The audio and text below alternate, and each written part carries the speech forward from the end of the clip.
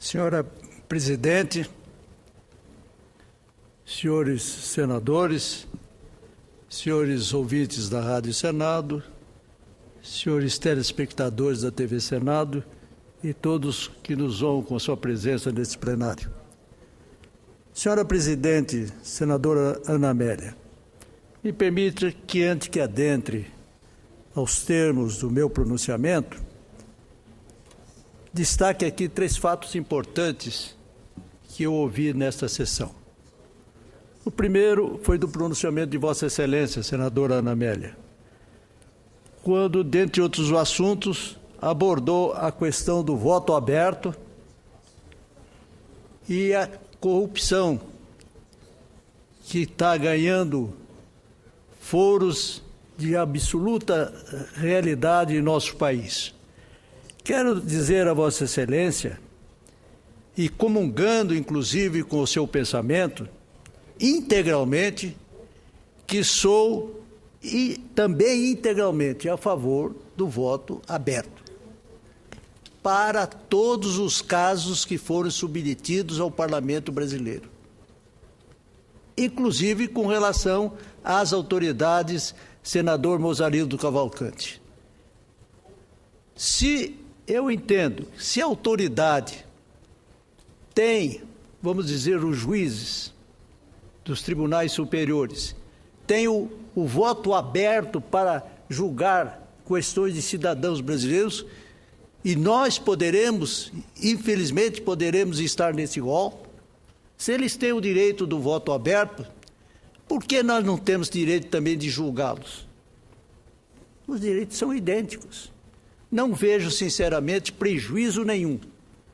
Eles haverão de entender, se porventura nós tivermos algum pecado, que eles também poderão ter alguns senões. Então, é apenas uma observação que eu faço a Vossa Excelência, muito embora respeitando o ponto de vista de Vossa Excelência.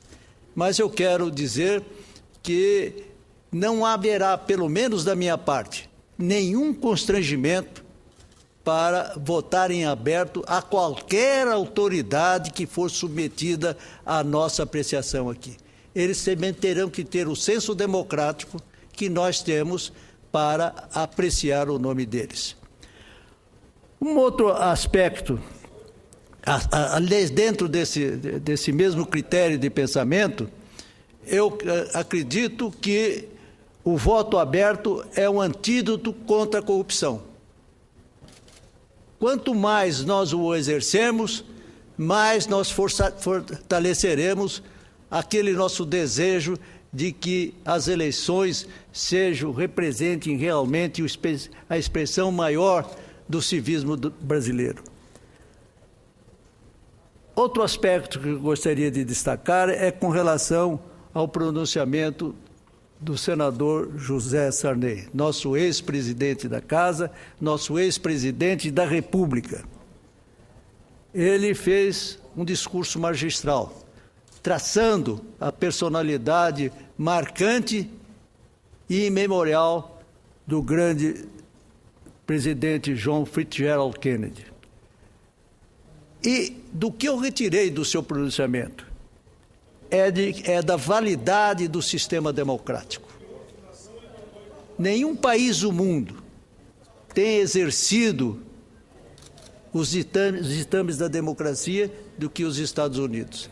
E o exemplo evidente disso foram os seus ex-presidentes, dentre os quais Kennedy. Então, eu sinceramente apreciei o longo pronunciamento do senador José Sarney e tenho a convicção de que ele será, sem dúvida nenhuma, um marco importante da história desse Senado da República. E o terceiro destaque que eu gostaria de fazer nesse preâmbulo é com relação ao pronunciamento do meu eminente líder, o senador Aloysio Nunes. Eu, sinceramente, não sabia, senhora Presidente, dos acontecimentos que ocorreram nesse final de semana na região de São José do Rio Preto, com perdas de vidas preciosas e que nós lamentaremos sempre. Mas quando Vossa Excelência fazia um histórico da presença da araraquarense na região de Rio Preto, eu voltei-me também para o meu estado. Quando lá no início do século passado se estenderam as linhas da então Estrada de Ferro Noroeste do Brasil, que vitalizou aquela região, deu oportunidade de crescimento econômico no eixo de Três Lagoas até Corumbá, passando por Campo Grande, e de Campo Grande a Ponta Porã. Foi uma explosão demográfica, econômica, social e política também. Até porque a Noroeste do Brasil definia as eleições do meu estado, no estado de Mato Grosso Uno, desde Bauru. O superintendente da Noroeste do Brasil chegou a ser governador de Mato Grosso, do estado de Mato Grosso, o engenheiro Pedro Pedrocian. E só no eixo da rodovia, da ferrovia, existiam 15 mil eleitores, que definia o eleitorado do meu estado. Era tão pequeno, senador Ana Amélia, que a Noroeste do Brasil definia uma eleição para governador.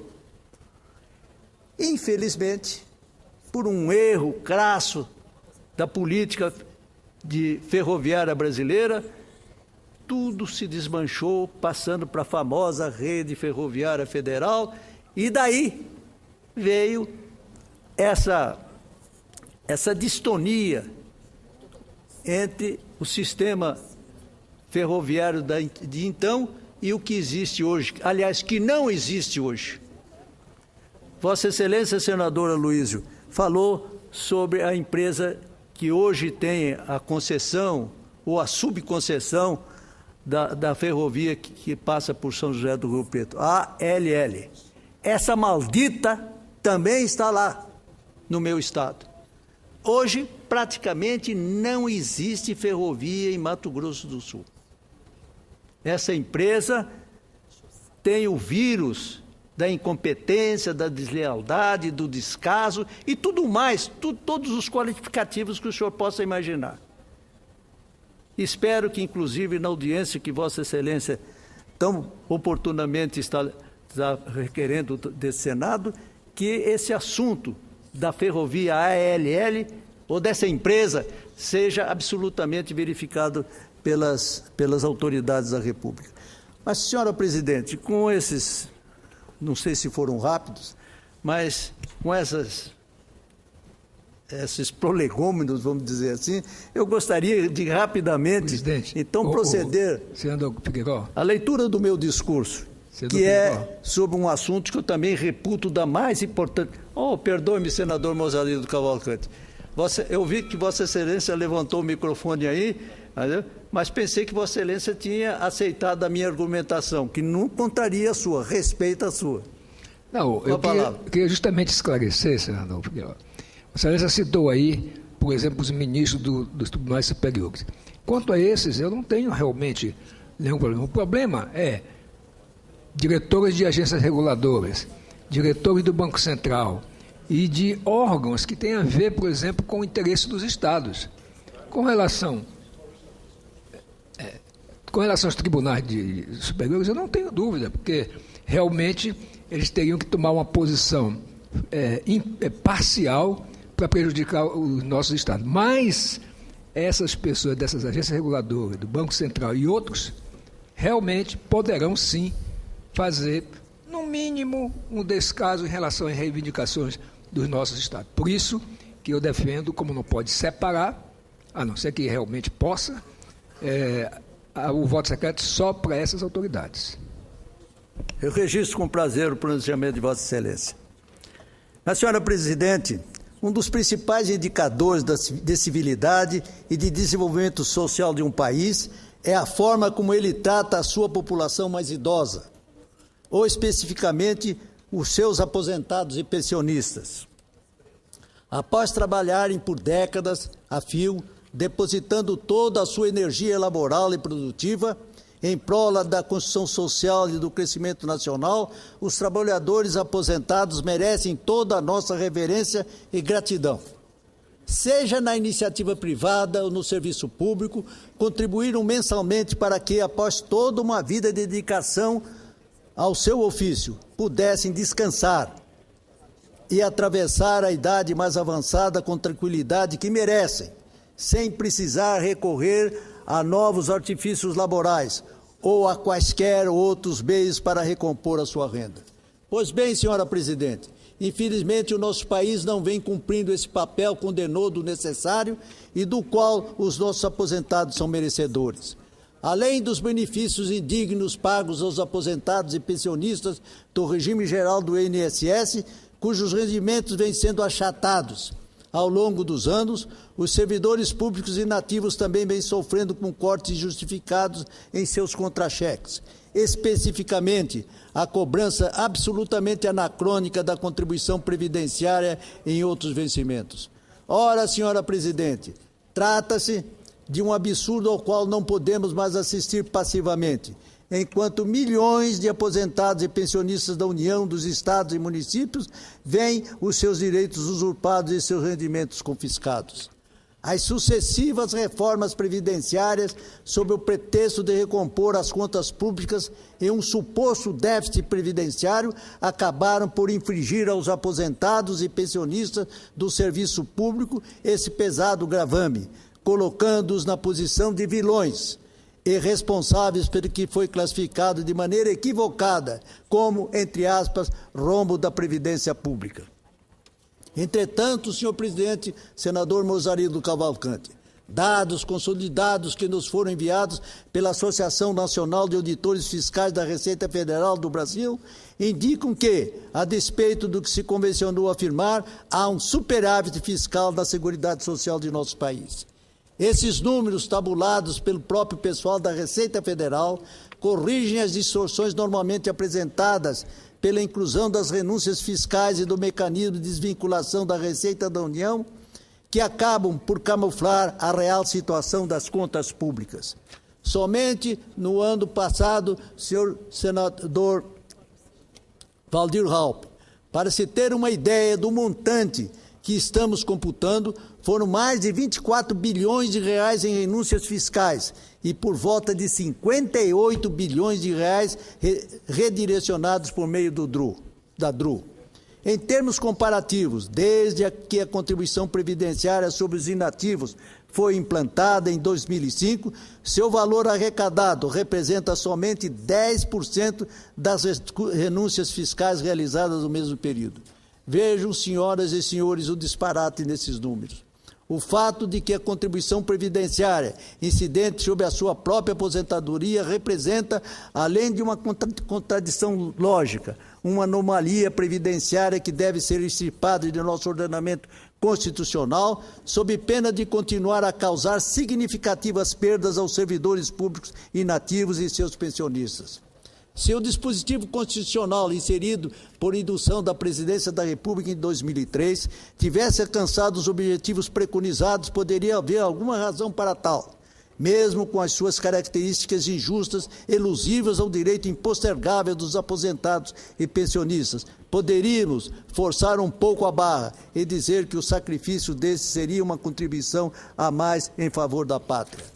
No entanto, todos os dados estatísticos levantados provam a saciedade que tudo ficou como dantes no quartel de Abrantes. Ou seja, o déficit da Previdência continua, e agora com a sensível dano na economia daqueles que, sacrificados em seu bolso, continuam tendo deduzido de seus proventos a esdrúxula contribuição, entre aspas, da Seguridade Social, nome pomposo, porém tirânico.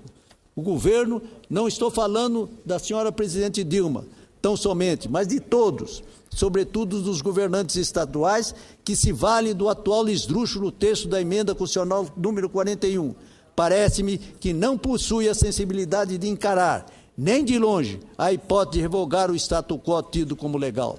Porém, é preciso entender que os aposentados e pensionistas de todo o Brasil estão se organizando politicamente e poderão ser, nas eleições de 2014, uma alavanca propulsora para mostrar ao país quais são os seus algozes e julgá-los com o furor das urnas.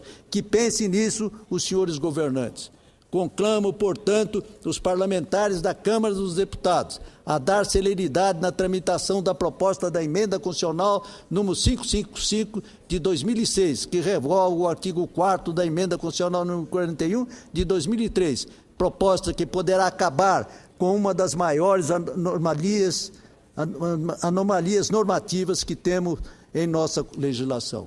Sinceramente, senhores senadores, é difícil entender que uma proposta de emenda constitucional como a PEC 555/2006, levada à consideração da Câmara dos Deputados há 7 anos, cumprindo toda a tramitação regimental por meio de minuciosa análise das comissões temáticas, encontrando-se pronta para apreciação no plenário daquela casa há mais de 12 meses, ainda não tenha sido colocado na pauta de votação, apesar de, ressalto, merecer a simpatia do próprio presidente. Veja, senhor presidente, senador Mazarildo Cavalcante, a proposta PEC 555/2006 tem a simpatia do próprio presidente, deputado Henrique Alves, da Câmara dos Deputados, e ela não sai da sua gaveta. Será que é por ação do Palácio do Planalto? Pergunto. Na verdade, é conhecida a subreptícia ação do Executivo na procrastinação das decisões do Congresso, muito embora de forma cerimonial manifestar o contrário. Creio ser isso uma hipocrisia, aliás, um vício protocolar que vem de outros governos e é repetido com certa constância por este. O Congresso precisa reagir, senhores senadores. Ao fazê-lo, não somente corrigirá um equívoco cometido no passado e que acabou por violar o direito adquirido do trabalhador, que contribuiu regularmente para a sua aposentadoria, mas, sobretudo, dará uma demonstração cabal a toda a sociedade brasileira de nosso compromisso com os direitos e as garantias dos trabalhadores e aposentados de nosso país. Já são 10 anos com essa situação esdrúxula, senhor presidente. É hora de darmos um basta a esse absurdo. Faço voto, sinceramente, com a presença aqui do eminente líder do PMDB, que tem uma função tão importante nas decisões do governo, senador Waldir Raupp, que essa nossa manifestação chegue ao governo da República e libere o presidente da Câmara para que permita a votação da PEC 555. É o que eu espero, senhor presidente.